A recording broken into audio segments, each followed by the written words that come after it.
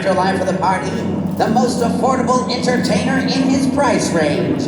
Let's hear it for the superintendent of screams and the executive of fright, the late Monty Revolta.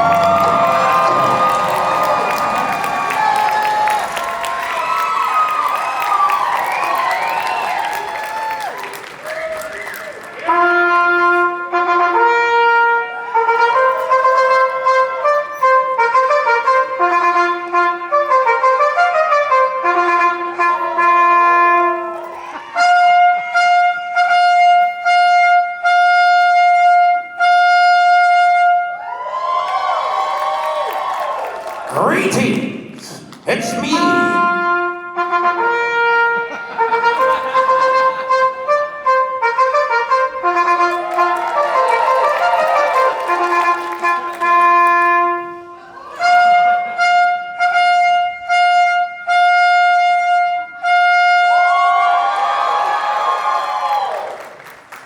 Greetings! It's me, the late Monty.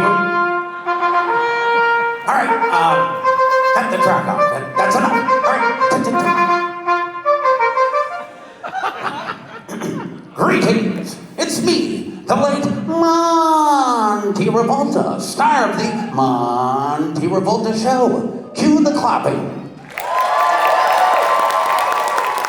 Thank you. Would you sit down? Yeah, you guys sit down, will you? Distracting. Well, we want to just say this, welcome to the San Diego Comic-Con. And welcome to the 13th Floor Entertainment Group LLC panel. What a horrible title indeed. Now, I'm sure you know this, it's my complete contractual obligations to have you all raise up in your seats and join me in the official anthem of LA Haunted Hayride at Midnight Falls. That means get up, you dummies.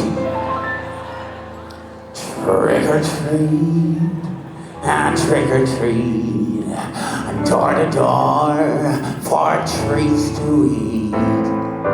Darkness comes when autumn falls in the town of Midnight Falls. Midnight Falls, oh Midnight Falls, the town of Midnight Falls. A town that's cursed from bad to worst in the town of Midnight Falls.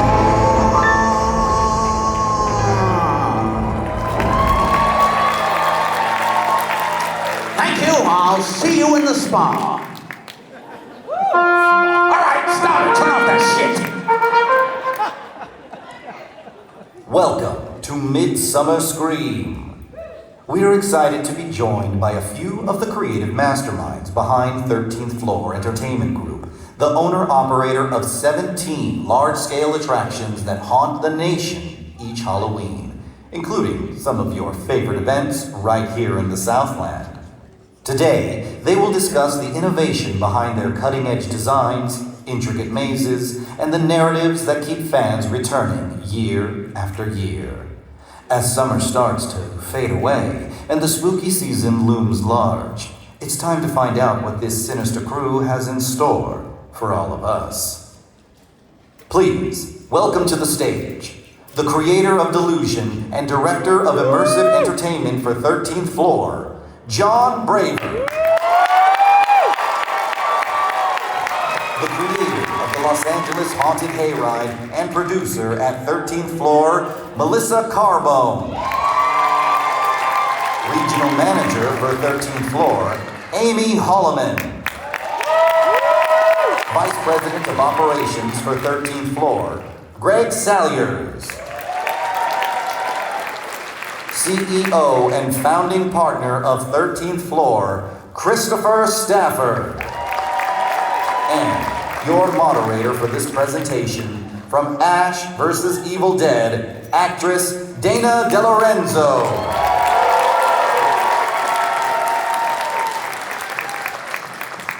Hi guys. How's everyone doing? How great is Midsummer Scream? You guys having a good weekend? Good. Well, it's about to get even better, as long as nothing gets possessed and jumps on stage, which has been known to happen with a few of us. In fact, some of these people, if not all, are very good friends with ghosts and ghouls and all the things we love. So I'm so excited to reveal this information to you because, you know, we love to hear what's coming up every year. We all know and love it. That's why we're all here with the 13th Floor Entertainment Group. And I don't know, there may be a surprise in it or two. You know, who doesn't love a surprise? So, I'm excited to be here and to talk about all the things going on for Southern California Halloween. Also, I do tend to scream the closer I get to a microphone, so sorry in advance. I'll try and not talk as much and loudly. We're all here because we've been to one of the events, or hopefully can come for the first time. We know and love it. It's developed quite a name in Southern California. So, Chris, how has the 13th Floor changed over the years, and you know what has it been going on recently? What we're preparing for? Yeah, I mean it's changed crazy over the last I don't know how long I've been doing this now, but started out like much of the people in this room, just as a Halloween fan.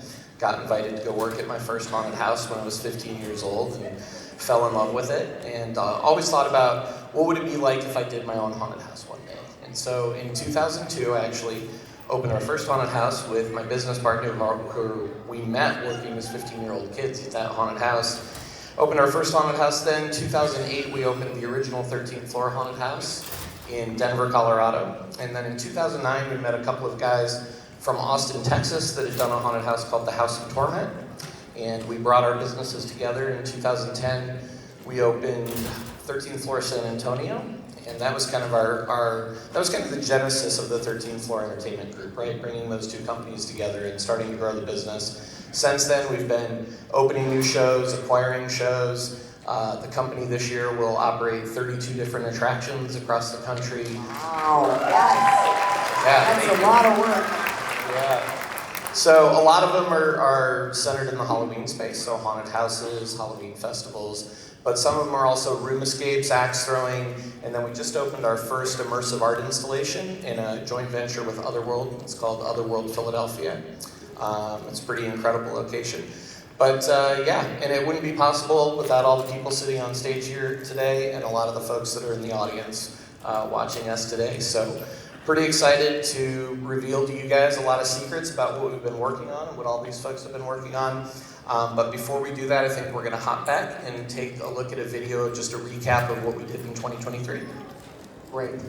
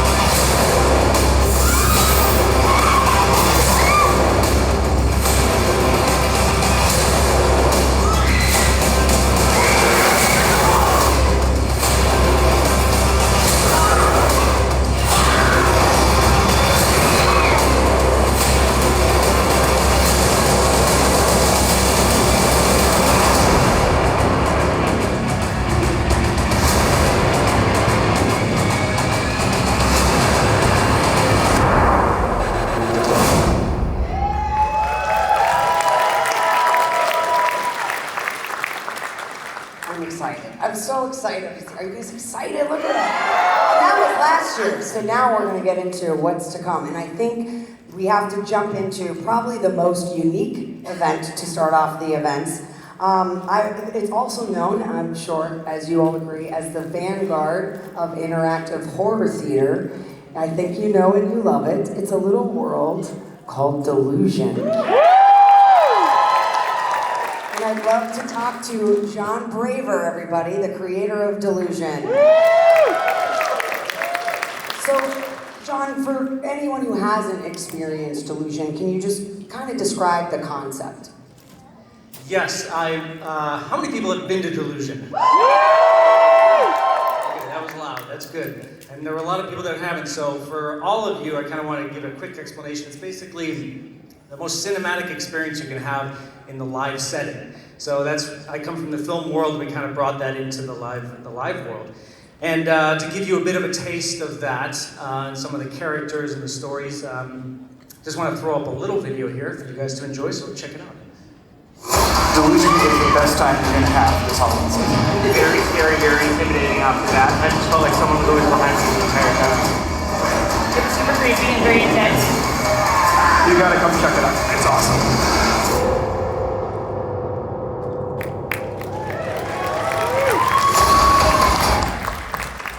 My Lord, I think we should play that again. That's so quick. Because you got a little taste of it and kind of see some of the characters over the years here. So it's very much like living inside of a creepy, hauntingly beautiful story. And we've been doing it since 2011, and there's really not much like it. It's a very intimate experience. We try to make sure that people feel they have some agency and they're a part of the story. Obviously, our trademark player part, we really take that seriously. So I've been just doing this for a long time and get swallowed back into this every year. And we'll kind of dig into this year's show a little bit later. Well, and since you've been doing it since 2011, and like you said, every year it's a different story, so that's a lot of storylines to come up with. So how would you describe that process of coming up with something new every year, trying to top the last year? Well, I think if I go into it every year thinking try to top it, I can set yourself up for disaster. But basically, storylines come in various ways, through gummies, through dreams, through various interactions I'll have with someone on the street. They're all standalone stories, pretty much, so you could go to any one of them. But there's a Delusion universe. We have over, now at this point, probably about 50 characters, 50 original characters. And we've done it since 2011, so there's been 9 stories. And it's pretty expansive at this point. So I think coming up with them, it depends on also the venue. Obviously, a lot of you have been to the shows. You've been to some of these really unique and special venues that we've acquired. Not so much acquired, but rented. We'd love to acquire them. But that plays a big part in the telling of the story as well too. For example, the Phillips Mansion. We've been there for the last 3 years out in Pomona, and that's a very special place. So I remember the first time I saw it, I would just stand there and just stare at it for a little bit and see what comes my way. Just feel the space and walk around. And to go through a process, it's hard for me to explain it so much, but I explained it with the gummy part. But basically, it's really fun because it's fun and it's frustrating at the same time, to be honest, because obviously we do 10 to 12 people every 10 minutes or so. That's been our format. So it's been difficult to try to tell a compelling story with that kind of format, but we've been able to do it for many years now, and I'm very proud of it. So it's exciting. Most of the time I spend about 2 or 3 days at the venue. I'll sit there and I'll maybe sleep there sometimes and just walk around and feel the space, feel the flow of it as well too. That's most important, to make sure the audience doesn't sort of backtrack into other groups. So I'll get the flow down. And then the rest of the time I'm in front of my computer in a very crouched, annoying position like this for a couple months. That's where I'm at right now with this current story. So I should probably change my posture. So anyway, there's a lot more to tell about that, but that's kind of the gist of it. Okay, and I don't want to pry too much, but so Pry. okay, we'll pry. So last year we saw a culmination of all of the Delusion storylines, right? So can you maybe tell us what era or world that Delusion will be taking us to this year? Yeah, so this will be interesting. Those of you who went to the show last year, did you see anything at the very end of the show? Any little Easter egg? A book. Okay? Lots of what? Lots of paint. Somebody said the blood ride. Hey, you got one? Somebody said the blood right back there, and there's the book. Okay, so at the end of the story last year, we had the Delusion sort of compendium, toss it into the furnace, burns, and then we're outside, we hear the epilogue kind of wrapping everything up. If you might have missed it, and a lot of people did, I just snuck it in there as a fun thing and see if anybody would notice, but one page lingered outside of the carriage house. There's a window, and it's sort of sticking outside of the window. I saw it.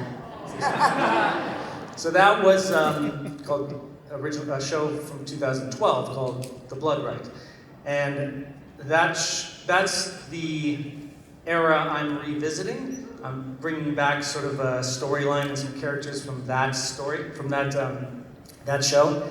So that was, if you saw that, then that's kind of the continuation of this, to go back into some of the old stories. But this show's, as I'm writing it, it's becoming a wholly new show with some of the beloved characters from back then. Did anybody actually see that show from 2012? Wow, you guys are OG. Come up here, I want to shake your hand. And can you reveal maybe the title of this year's Delusion show? Yes. You're the best storyteller. I want you to say it. No. You're the best story writer, John. Oh, okay, I'll tell you the title, and then you like it. Delusion, the Red Castle.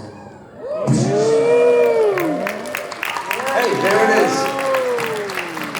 Check it out.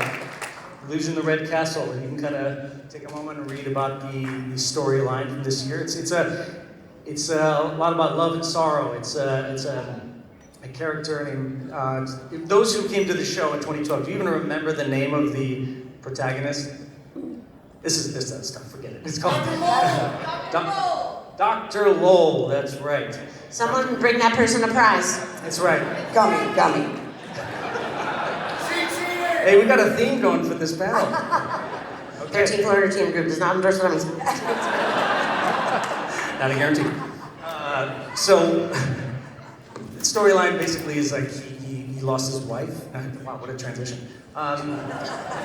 Lost his wife, and like, how far would you go to sort of bring this loved one back, and would they even want to be brought back to this world? So, we're playing into that and having the audience be key players, key patients of Dr. Lowell in this story, and how they're going to help him either bring his wife back or not. And so at the last 3 years, it was at the Phillips Mansion, right? The last 3 years of the setting. So if it's called the Red Castle, can you tell us where Delusion is going to move to this year? Yeah, that is actually the venue you're looking at right there. Wow. Whoa. So this, I don't know if anybody's known, I've lived in LA for a long time. I didn't know this place existed, but it's called the Stimson House. And it is, thankfully, in LA proper. It's near USC, near the 110 and the 10 interchange. And it's very close to a lot of people, but it's this really cool clandestine kind of castle that exists right next to a church, so we'll be sure to defy all of that. But it's unreal. I mean, you see it right here. Obviously, if you're standing in front of it, you'll be blown away. So, yeah, the Stimson House near USC, and that is the Red Castle. This was actually owned by an old lumber magnate. I forgot his name exactly, but it's these crimson bricks, and it's got this obviously cool nook, this tower you can see over there as well too. So we're gonna occupy that space and put on quite an unreal show. This thing is turning out to be incredibly fun. I'm really excited for that. Yeah, that's great. Well, who's not excited to go to a castle? And so just one last question, John. So in the past, because you've had different locations, what can you give a little bit about, since now we have this location that you're doing it, what is the experience like what can people expect with the experience when they walk in to this one? Well, as you kind of allude to what I talked about earlier about being patients of this psychiatrist, Dr. Frederick Lowell. And again, going back to a question earlier about the era, we're in the late 40s, early 50s kind of era. So he took over this place and made it his sort of, again, clandestine asylum. So we're leaning into the idea of sort of this research I wouldn't even say facility because it's supposed to be private, as I said, clandestine, it's secret. So you're going to be sort of readmitted into this place that you've existed for a little while, but your memory of it has kind of faded. And so you'll be sort of reintroduced in some interesting way to old characters. So you'll feel as if you're being, I mean, the idea is to feel as if you've gone mad, for sure. So that's the idea, that's the experience. But we're testing this out, and this has always been an interesting part of Delusion in the past. And I've always put a lot of trust into the audience. But for this one, I want to go back to that idea that the audience has these certain abilities to be able to manipulate things. And so you have these dormant abilities in your mind, and the doctor's been kind of working on that for a while to help resurrect his wife. So you're going to feel as if you're a patient. I would suggest everybody goes and rewatches Shutter Island, because that is a big inspiration for this story. Thank you for all of those little tidbits. I'm very excited about this. And yes, let's give it up for John Braithwaite and Delusion. We can't wait. So we're going to just transition here from the dark and deep of Delusion to the magical and beautiful and delightful magic of the jack-o'-lanterns. So, Amy, can you just tell us a little bit about this event for anyone who hasn't been or may have missed it last year? I would love to. Thank you, Amy. Magic of the Jack-O'-Lanterns is a Halloween event located in Whittier Narrows. Nestled between two bodies of water is a delightful trail flanked with thousands of hand-carved pumpkins. Some of these pumpkins are placed on the ground, and some are interconnected into larger-than-life displays. What I love about this event is it has that feeling of, like, on a crisp fall evening, that you're going to something it's like vintage Halloween, but at the same time, we incorporate a new wave of technology. So I think it dazzles all guests who attend. I agree. And how long is the trail, or how long can people expect to be there when they attend? I would say to expect to plan at least an hour, but you're gonna hear me talking about, in addition to the walking trail, there's some activities. So you can come and make a whole night of it. Or if you're someone who likes to bounce from one Halloween event to another, like start with Delusion and end with something a little softer, you could come and make sure you get through the event in an hour. Great. And who is this geared towards, demographic-wise? It's a great question. I think magic is perfect for all ages.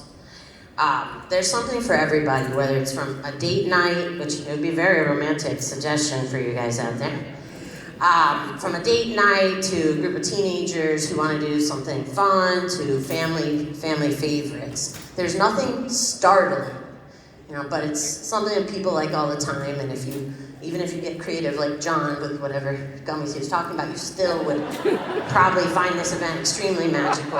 But it's really, there's something for everybody in magic. Well, no gummies, but there is alcohol that helps. We do not provide that.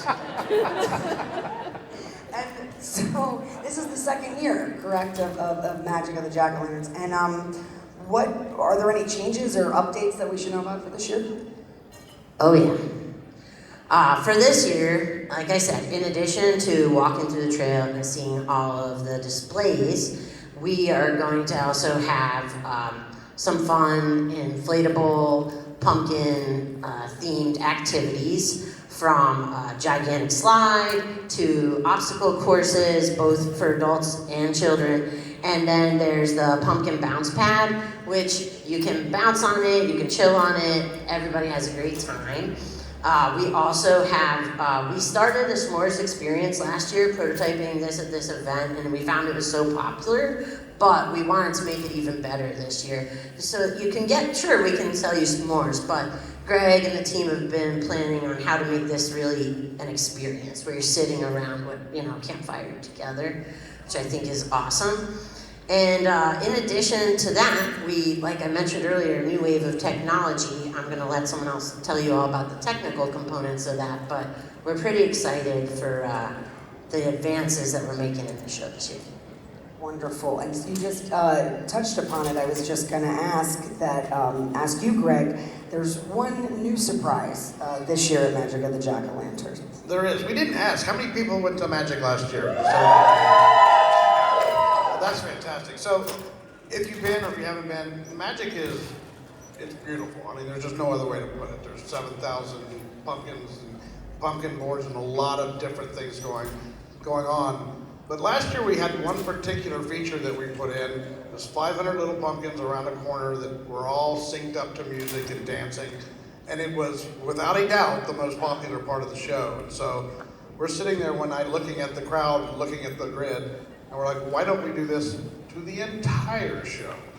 So every single pumpkin and board and every other feature in the entire show is going to be dancing to the music.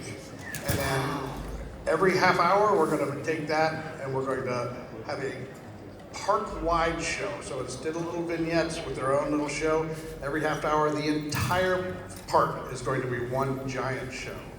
Wow. And I'll add one thing that's cool that we are bringing back this year is some of those songs are by our friends Lovecraft, who I think you guys like Lovecraft, right? Making awesome spooky Halloween music. So we're really excited to be partnering with them again. So I'm gonna bring on our technical director, Polly, who actually made all of this happen. Thanks. Yeah. Hi. Is it Polly or is it Kip? It's Kip. Thank you. It's bad for correcting him. He's old and forgets. Yeah. So, like Greg said, we really looked at the event last year and at our pumpkin grid in particular, and we saw our guests really responding to it positively. They enjoyed it. They stood around and watched it. And it had a few different sequences it would run. And so we spent the off season really considering, what does it look like to integrate that technology, it's addressable LED technology throughout the entire event. And so we've replaced not only every light in every pumpkin, but also our ambient lighting that lights the trees and everything. All of this is now addressable LED technology, which allows us to control both the brightness and the color of every light in the event. And we kind of have two modes that customers will be able to enjoy when they come. The first is just kind of an ambient mode, where the show looks a lot like it did last year if you went. It's pretty and it's lit up and it's nice, but even there's some new kind of magic. Right? It's magic of the jack-o'-lantern. The pumpkins on the ground will, flicker a bit, like they're lit by fire, or maybe they'll twinkle or change color, things like this. But what we're really excited about is kind of show mode, where every half an hour, every light in the entire event goes out, and then comes back up, playing an event-wide show synchronized to music. Something that we think is going to be a really unique and exciting experience, something that our guests have never seen before, something we've just never been able to bring them before without this technology. And if you haven't yet, please stop by our booth in the Hall of Shadows. You can see sort of a small version of what we imagine this looks like, again with some great Lovecraft music.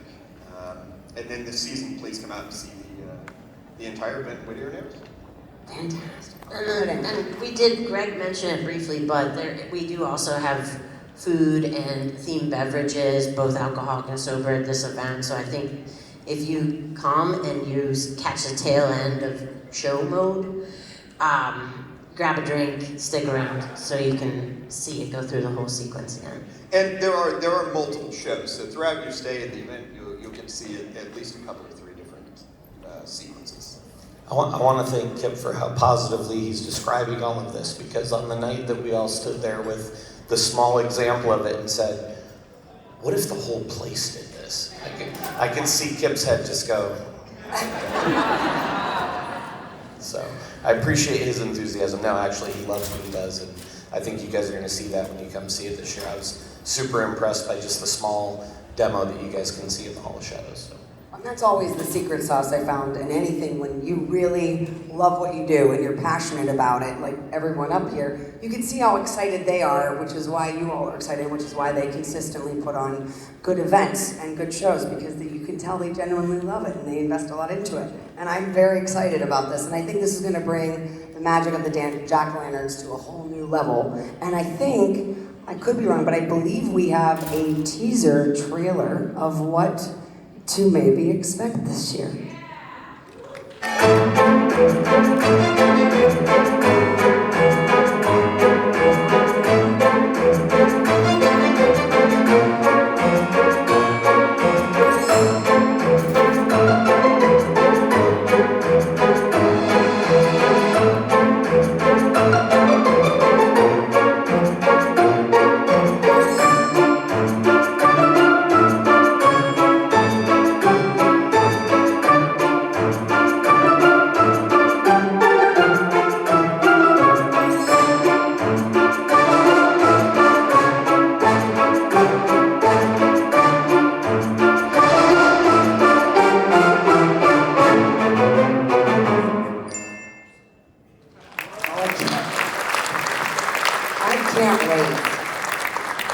To start tomorrow, although then that would give you less time. No, okay, never mind. Just kidding.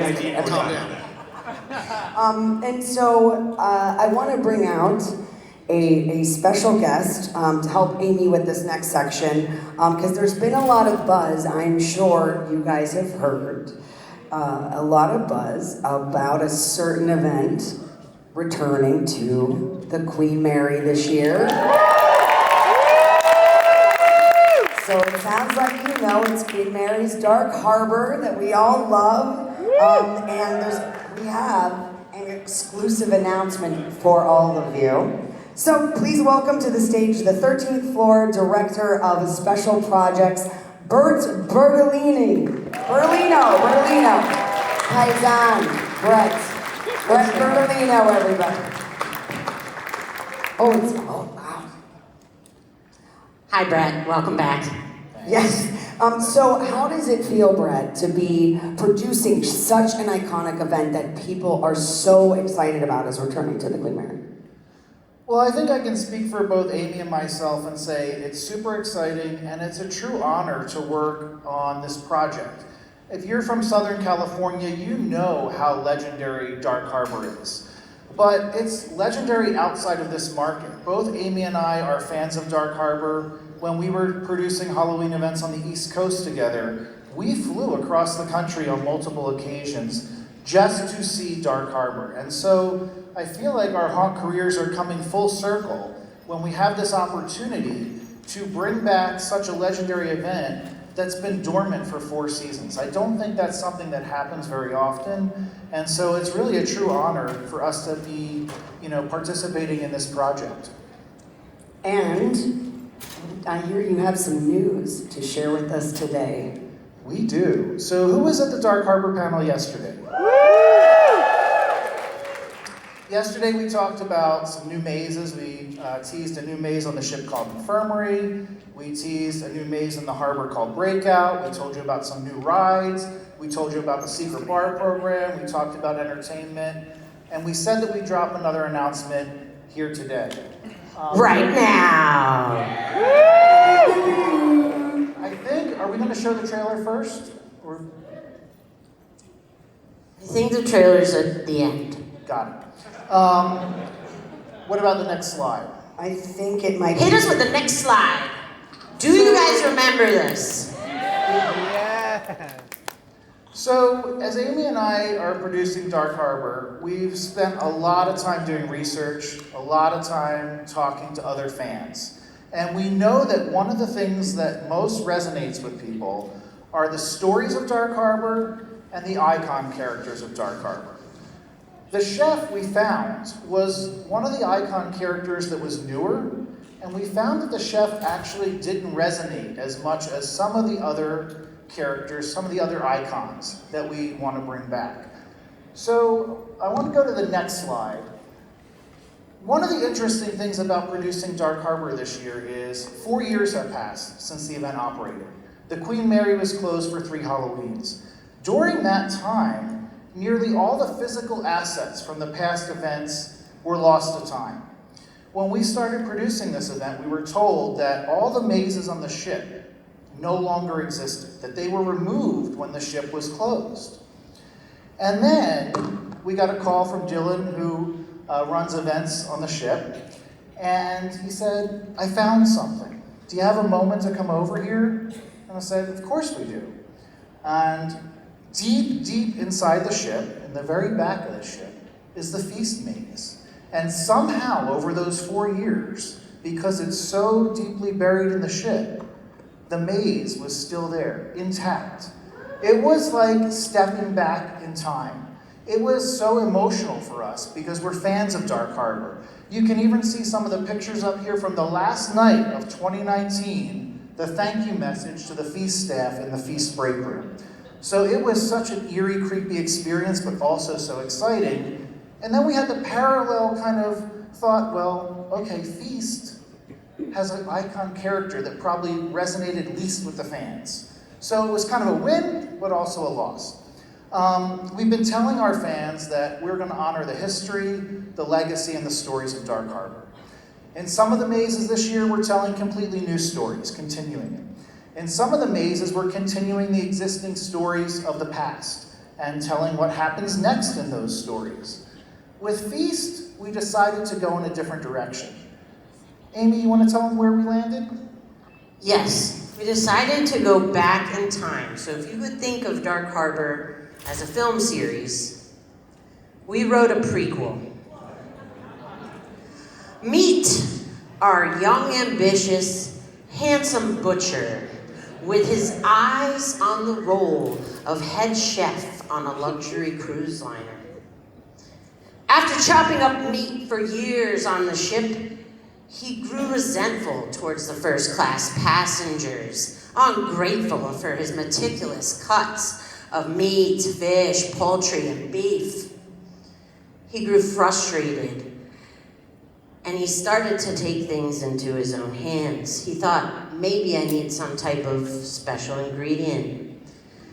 So this butcher waited until it was late at night, when people were leaving the dining room, a little tipsy from a little too much champagne. He lurked in the halls of the Queen Mary and jumped out and nabbed first-class passengers, needle to the neck, sedating them, and dragged him back to his butcher block.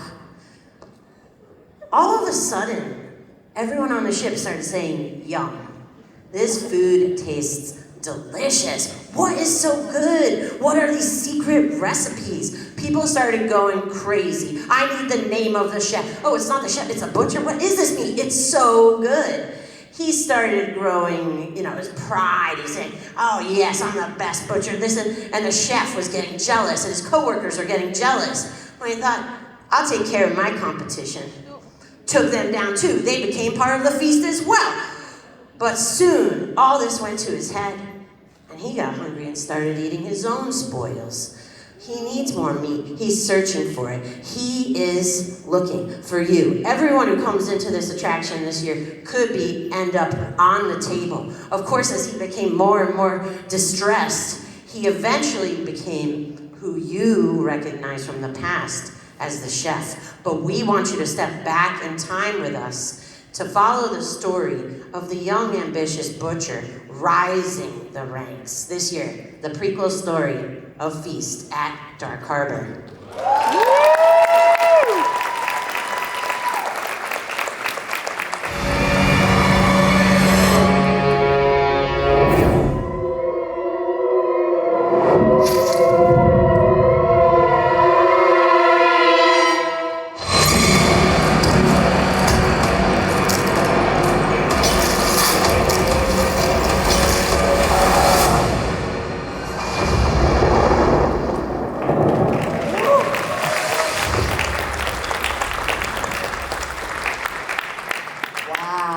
Anybody hungry? Well, thank you so much, Brett Bertolino, everybody, for coming out and sharing that with us. Can't wait to see you. We'll see you all this fall at Queen Mary's Dark Harbor. Thank you. Thank you. So now we have to go to a place we all know and love, a little town known as Midnight Falls.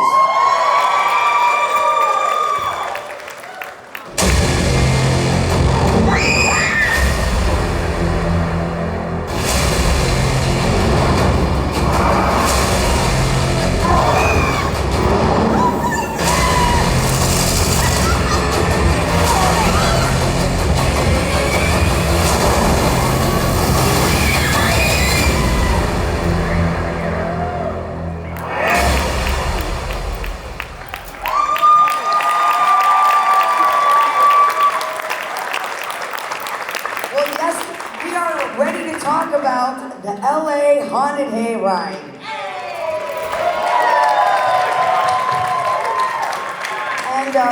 And Melissa, clearly it's become such a beloved event. Can you just give us a little bit of a background on the event and its process of like evolution over the years? For sure. So the LA Haunted Hayride's evolution is vast, right, and very consistent. I was actually talking to Dave Markland right before we walked out here. Who knows how many years we've done the hayride? Take a guess. 15, 20, 25. Do I look old enough to have created this 25 years ago? No.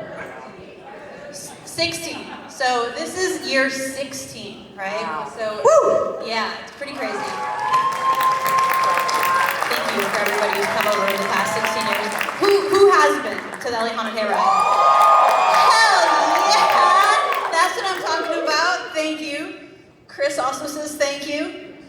So Dave Markland and I, right before we came out here, were talking in 2009, which is the year we started. There were only 3 other things here. There was Queen Mary, there was Universal, and Knott's, and that was it.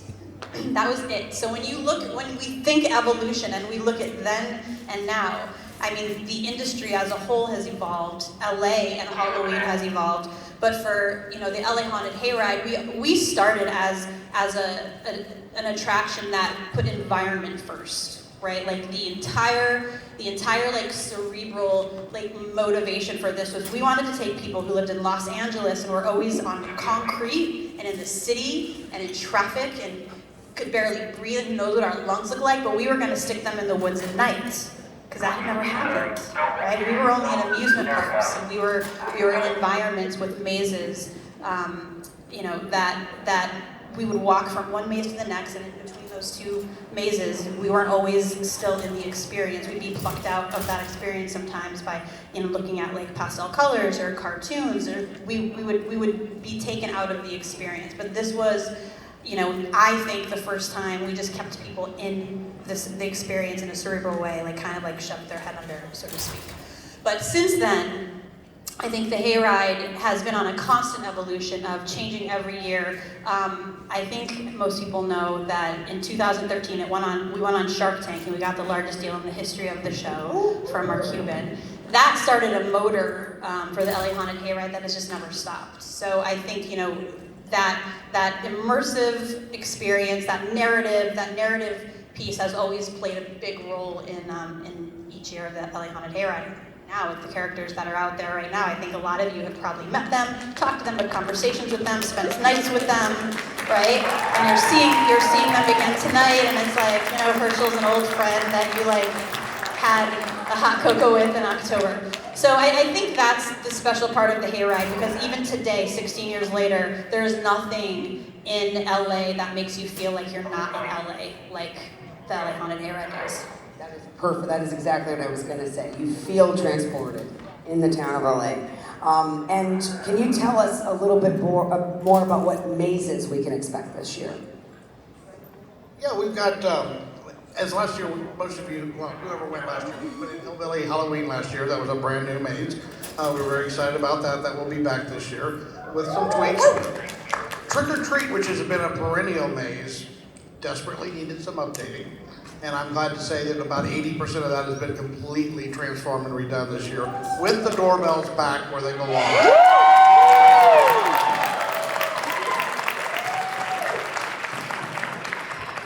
And then we got a really big update for Midnight Mortuary, but I'm going to give that back. So we're doing something for the first time with LA Haunted Hayride we've never done, and that is we're partnering with somebody that you may or may not know, who's kind of a Halloween aspiring queen of Halloween, maybe in LA. Nationally, actually, she wants the Queen of Halloween title nationally. So we're gonna bring her to the LA Haunted Hayride this year and let her try to earn that crown. Let's give you a hint. Did you bring them a gift? I did. What was it? I'm looking at 1,000 versions of myself, and we're all fine. It's phenomenal. Grammy-nominated musician, author, actor, and fashion icon. Janelle Monáe. Janelle Monáe. Janelle Monáe. I'm like in the most I don't have to prove anything space that I've ever been in my life.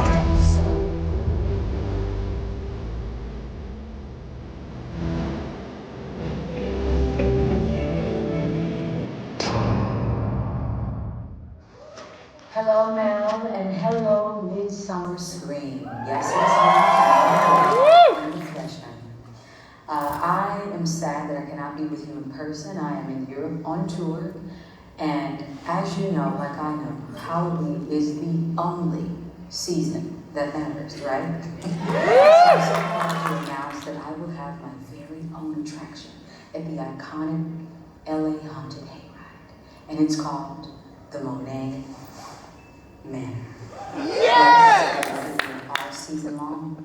So join me as we transform a haunted wonderland blending eerie elegance with futuristic frights and more. I am dying for all of you to come. Will you please join me? That's if you're brave enough and bold enough to enter Monet Manor. I may or may not be one of the characters in the Monet Manor. That's for you to find out. So stay tuned for more surprises, and I look forward to hopefully seeing all of you. Cheers. I'm so excited! Monet Manor, everybody. Wow. I mean, as if the hayride could not get any better. Guys, this is exciting. I'm sorry, I thought she said she may or may not be a character. Did I hear that right? I mean, she's very creatively involved in this, so it will not surprise us if she pops in a lot. Oh man, I'm so excited. I got chills. I got like good chills on that one. But now we do have to talk about the event's namesake. So can you tell us, Greg, I believe, what's going on with the hayride this year? Absolutely. So before I do that, how many went last year and experienced the new hayride wagons? Okay, that's the response we wanted, because we didn't enjoy sitting on our butts on the wagons either. So the new wagons, I think, made a gigantic difference. So, as we do every year, we try to at least change at least 3 scenes on the hayride, which we'll be doing, and then tweaking the rest. The last few years, we've been focused very much on figuring out how to reach out and touch customers in a wagon that are 15 feet from the seat. And that's always been the hardest part, right? So every year, how many people enjoyed the beach balls last year? As silly as that seems. Okay? So every year we're trying to come up with some new way to interact directly with the customers, and we've got some surprises for you in store this year on the hayride. And that's very exciting. I like the beach balls. I like them. I think everyone is very much looking forward to the new updates. He played with the beach balls more than the actors did. But.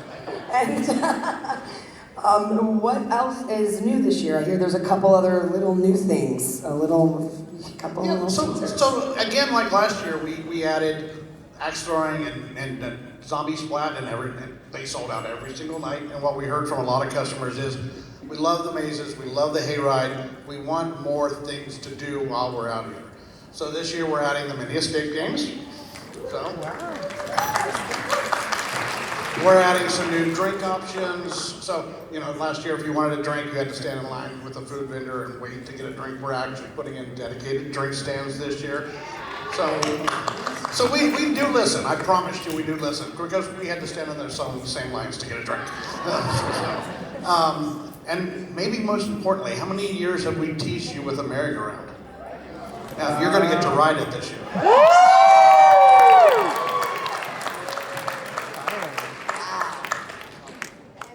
I believe there's one more video of something else that's new that is coming, and I think we'll show you now.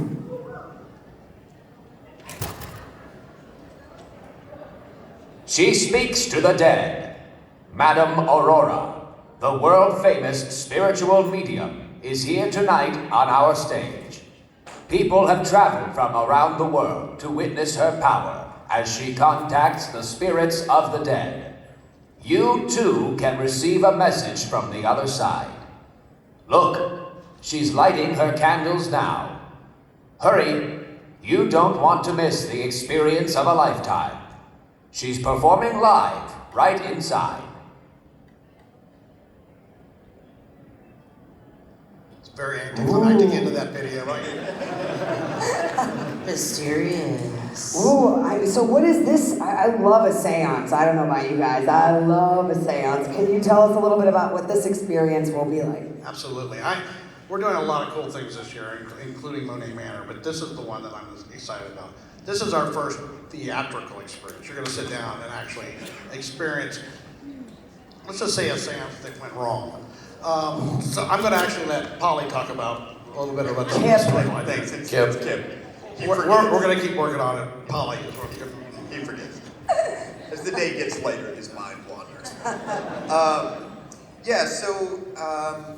With Madame Aurora's Seance Theater, we really want to create a unique experience at the Hayride that we just haven't offered before. So this year, guests will be able to enter the tent and meet Madame Aurora for themselves. She's a world-famous psychic medium who promises us an evening we won't forget as she conjures spirits of the dead that we at least hope will be friendly.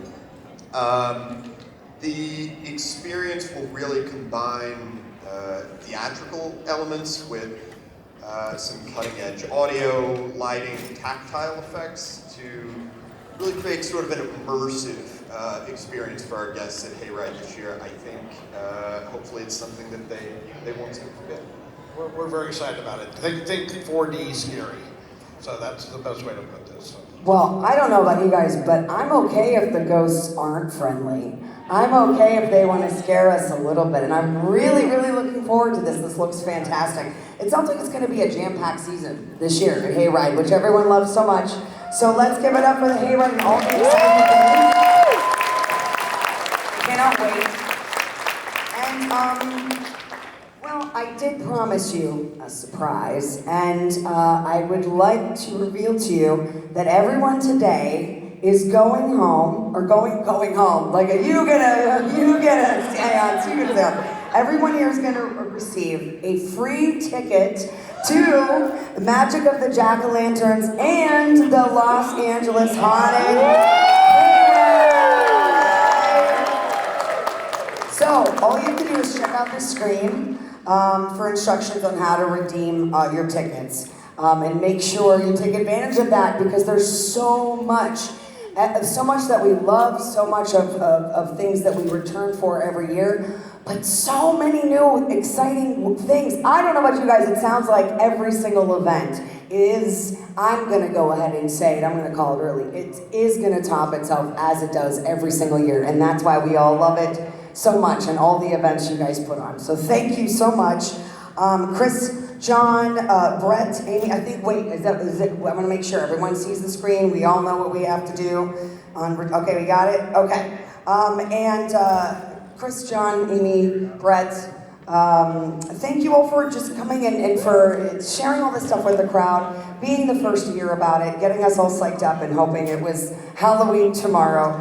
And thank you. This is the 13th Floor Entertainment Group, as you know and love. Don't forget to text in and get your free tickets because you don't want to miss out on that. And I will be seeing you guys there because I'm very, very, very excited. So thank you, all of you, for your time today. No, thank you, Dana, for being here. Everybody give Dana a giant round of applause for walking us through and keeping us on track.